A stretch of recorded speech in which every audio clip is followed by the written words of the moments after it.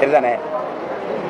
இப்போ தேமுதிக கூட என்ன சொல்லியிருக்காங்கன்னா கூட்டணி ஆட்சியை வரவேற்கிறோம் அப்படின்லாம் பேசுகிறாங்க. நீங்கள் தனிச்சுனே சொல்லிட்டீங்க, நான் தனியாக தான் நீங்கள் போகிறேன். எல்லாருக்கும் ஓரளவு இந்த கூட்டணி ஆட்சியில் தான் நல்லா இருக்குன்ற ரீதியில் வர்றாங்க. நாம் தமிழர் அந்த ரீதிக்கு வர்றதுக்கான வாய்ப்பு இருக்குதா? அதை நான் வரும்போது சொல்கிறேன். நாங்கள் தனித்து தான் போட்டிடுவோம், தனித்து தான் போட்டிடுவேன். தனித்த பெருத்த தமிழர்களுக்கென்று தனித்த பெருத்த முதன்மையான அதிகாரத்தை நோக்கி தான் நான் ஓடுறேன். அப்படின்னா நான் எப்போவே 2016 அம்மா ஜெயலலிதா அவர்கள் கூட்டணி கூப்பிடும்போதே நான் போயிருக்கேன். அதுக்கப்புறம் அதிமுக, அதுக்கப்புறம் பாரதிய ஜனதா எத்தனையோ தடவை வலியுறுத்தி கூப்பிட்டு இங்கே பாருங்க. அப்போ நான் போகல. எனக்கு ஒரு நோக்கம் இருக்குது. நான் ஏற்றுக்கொண்ட தலைவன் எனக்கு கற்பிச்சதுன்னு இருக்குது. அது வழியில் தான் நாங்கள் போக முடியும். நாங்கள் திரும்ப திரும்ப சொல்லுங்க, தற்காலிக தோல்விக்காக நிரந்தர வெற்றியை நான் இழக்க தயாராக இல்லை.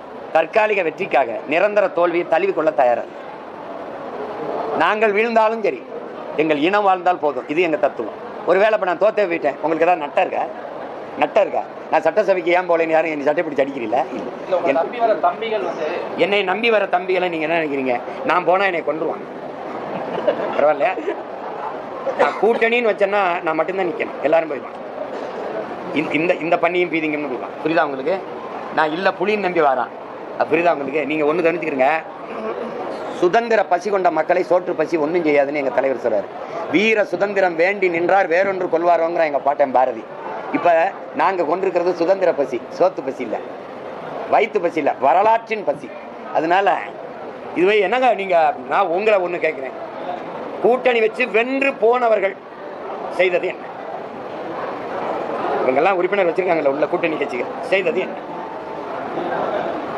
ஒரு பிரச்சனைக்கு சொல்லுங்க, ஒன்று சொல்லுங்க அண்ணா, சொல்லுங்க. அதே நானும் போய் அந்த சும்மா உட்காந்து இப்படி மேசை தட்டுறதுக்கு வீட்டில் சாணியை தட்டலாம். 2 ஏழு லட்சம் ரூபாய் என்னடா தம்பி? என்ன மேலே வேற ஏதாவது வந்துட்டாருனாங்கிறீங்க. வர்றோம். முதல் கையெழுத்து முதலமைச்சர் கையெழுத்து போடுவேன். 2,000 கையெழுத்து, ஒரு 100 கையெழுத்து. ஒரு கையெழுத்து இல்லை, ஒரு 100. அது ஒரு 100 நான் பட்டியலிட்டு படிக்கிறேன். எல்லா சிக்கலுக்கும் முடிவு. அரசு பள்ளி கல்லூரியில் படித்தவனுக்கு தான் அரசு வேலையில் முன்னுரிமை. புரிதுன்னு நினைக்கிறேன். அமைச்சர் பெருமக்களோ எவராக இருந்தாலும் அரசு மருத்துவமனையில் படித்து தான் வேலை செய்யணும். அமைச்சர் பெருமக்கள், மாமன்ற உறுப்பினர்கள், சட்டமன்ற எல்லாரும் அரசு பள்ளி கல்லூரியில் தான் படிக்கணும். அவர்கள் பிள்ளைகள். வேளாண்மை அரசு பணி, அது சொல்லிக்கிட்ட பணி. ஆடு மாடு வளர்த்தல் அரசு பணி. நாட்டுக்கோழி பட்டுப்பூச்சி வளர்த்தல், மீன் வளர்த்தல் அரசு பணி. 100 கையெழுத்து. நாட்டின் தலையெழுத்தை மாத்திரேன். வேற ஏதாவது? மார்க்சிஸ்ட் கட்சி அலுவலகத்தை காதல் திருமணம் நடத்திக்கிற பயன்படுத்தலான்றாங்க. அண்ணாமலை கூட பாஜக அலுவலகத்துக்கு வந்தால் காதல் திருமணம் நடத்தி வைக்கிறோம்னு சொல்றாங்க. எல்லாரும் இப்படி வந்து பேசுறாங்க. ஆனால் ஆணவ படுகொலை நடக்குது, அதுக்கு ஒன்றும் பேச மாட்டாங்க. எப்படி நடக்குது? அதான் கட்சி அலுவலகங்கள் கல்யாண மண்டபமாக மாறிக்கிட்டு இருக்கு. அதில் மகிழ்ச்சி தான். என்னன்னா அதில் என்ன பெரிய திருத்தம் இருக்கு? அதில் என்ன பெரிய இருக்கு? இது ஒரு பெரிய சேவையா?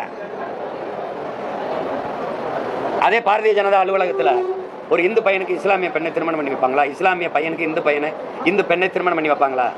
நான் கேட்கறதுக்கு பதில் சொல்லு.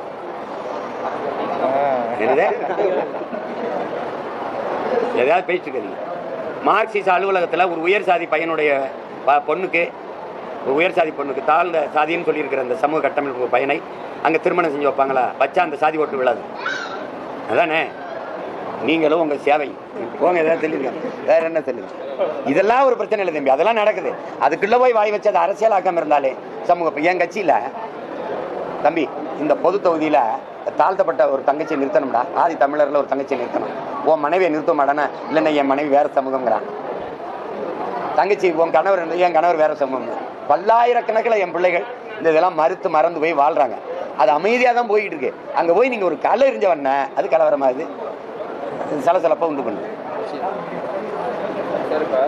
அங்கிள் அடிமை கூட்டணி இப்படிலாம் ஒரு ரொம்ப தேர்ந்த அரசியல்வாதிகள் பேசலாம். ஆனால் விஜய் வந்து கட்சி தலைவர் 2வது வருஷமே பேசுறாரு. அது அதிகமாக இருக்கலாம். மூத்த தலைவர் அனில் ஏன் அங்கிள் கத்துது? அது ஜங்கிள் தானே கத்தணும். அது ஜங்கிள் தான் கத்தணும். அதே அங்கிள் கத்துது. நீங்க இந்த ஏடிஎம்கே எந்த கட்சி எந்த யாருக்கிட்ட இருக்குங்கிறத 4.5 வருஷம் அவர் முதலமைச்சராக இருக்கும்போது நீங்க ஏன் கேட்கல? போன மாநாட்டில் சிஎம் சாரா இருந்தவர் இந்த மாநாட்டில் எப்படி அங்கிள் ஆனார்?